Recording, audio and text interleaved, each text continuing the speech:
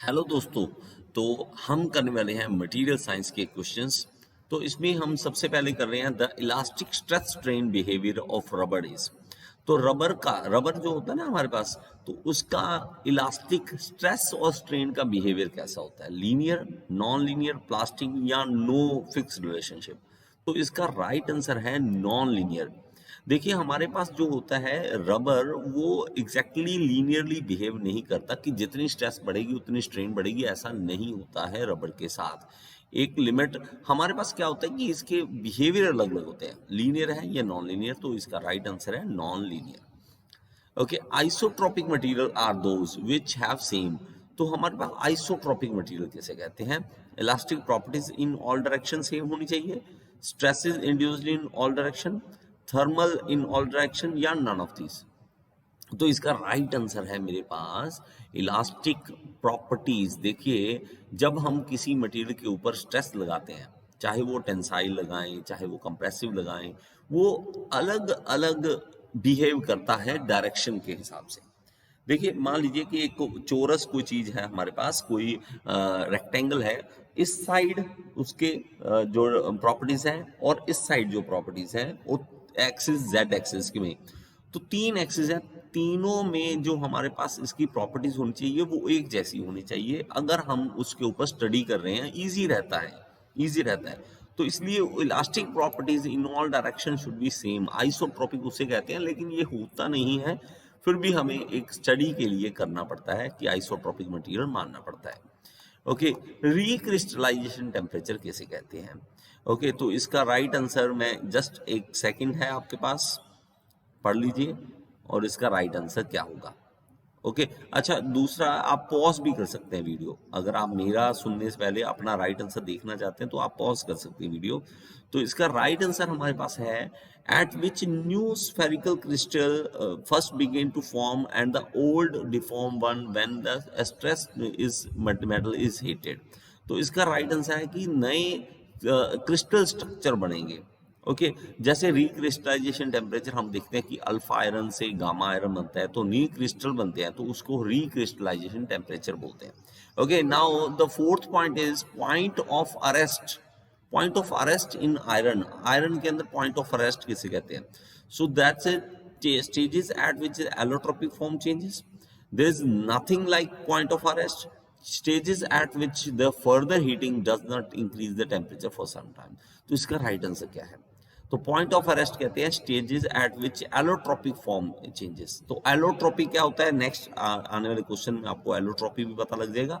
तो allotropy form जो change होती है तो उसे हम पॉइंट ऑफ अरेस्ट कहते हैं। प्लीज इसको याद कर लीजिए इसी तरह से, कि ये बहुत बेनिफिट होगा आपको। Okay, delta iron occur at temperature of. तो डेल्टा आयरन किस टेम्परेचर पर बनता है? देखिए आपने पढ़ा होगा iron carbon diagram. Iron carbon diagram बहुत ही खूबसूरत तरीके से मैंने इजी लैंग्वेज में समझा रखा है।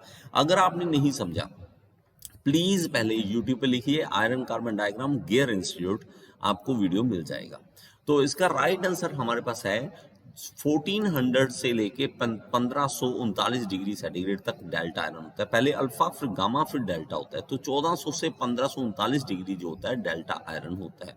ओके, नेक्स्ट है मटीरियल नोन एज एलोट्रोपिक और पॉलीमॉर्फिक इफ इट इज। तो एलोट्रोपिक किसे कहते हैं? देखिए, has a fixed structure under all condition, exist in several crystal form to at different temperature, has its atom distributed in random pattern. तो इसका right answer है exist in several crystal form at different temperature.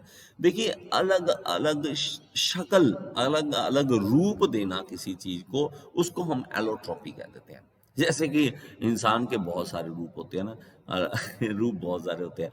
इधर किसी से बात करते हैं, शक्ल कुछ हंसने वाली, दूसरी तरफ हमने सिंपल शक्ल देनी है तो हमारी शक्ल चेंज होती है, तो एलोट्रोपी हम शो करते हैं।